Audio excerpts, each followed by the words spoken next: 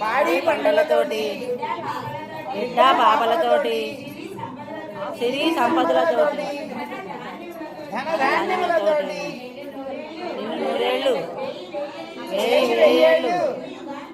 యుగ యుగాంతముల వరకు మా వంశం వృద్ధి చెందుతూ ఆనందముగా సంతోషముగా